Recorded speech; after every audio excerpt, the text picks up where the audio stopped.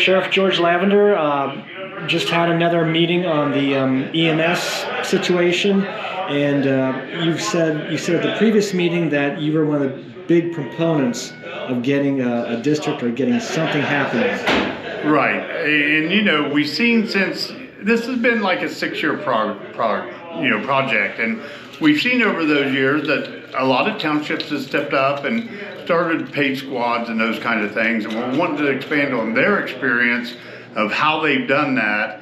You know, our next planning thing is to meet with the trustees, which is the funding source of the townships, and meet with them and see what we can do to get everybody to come together, listen to some of the bigger agencies that's making runs, and see if we can help them to expand and take in some of these townships that's not taking the runs. You know, we got experience out here. There's a great amount of experience in the fire and EMS, but we got to use that experience to benefit every community person in the community, every person, you know, not just because this township's got more money and it can make its runs.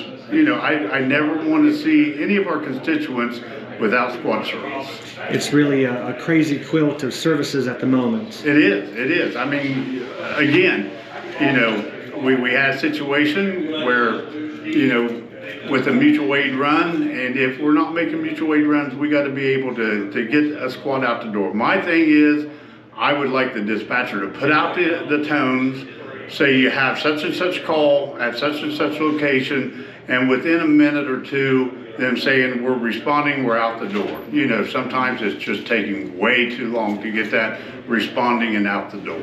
And that's with the 6 to 8 minute gentleman's agreement of? Yes, of the original mutual aid. You got to give the township with the run, you got to give them 6 to 8 minutes, and then you call for mutual aid. I mean, you're dispatching them a couple times within that 6 to 8 minutes, then you're calling for mutual aid. So if you get mutual aid, it's already, you know, you're 8 minutes, 10 minutes into it before that mutual aid even starts. And, you know, depending on the emergencies, 10 minutes could be life, you know, the difference between life and death. So, you know, we just got to get to where we use the people that's knowledgeable in this, you know, and expand this service across Ross County. One of the big things that I think set this off was Christmas Day 2022, when almost an hour. Yeah. And you said that happened again last night? I didn't hear you. You said that happened again last night? It was a couple days ago. We had a run to a township, and they couldn't make the run. So and Union's the one that ended up making the run, and when they did, they were already like 10 minutes into it, and that person was having a heart attack. They got there, they did revive her for a short time, but then she passed. You know, it's just how much difference if somebody got there within, you know, a better time frame, how much difference would that have made?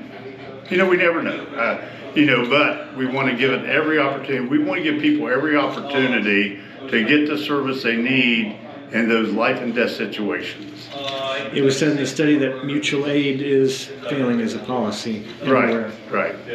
Mutual aid is not true mutual aid right now. You got some of the bigger townships that has paid squads that's running for some of the smaller townships that don't have that funding to be able to do that.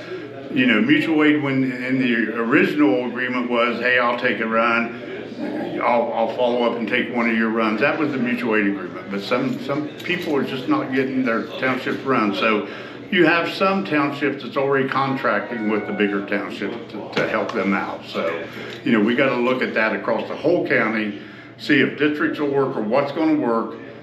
If we can incorporate the ones that's not making the runs in with the ones that's making the runs and cover those areas and make sure that while those areas are making the runs with the ones with the paid squad, that their area is still being covered too.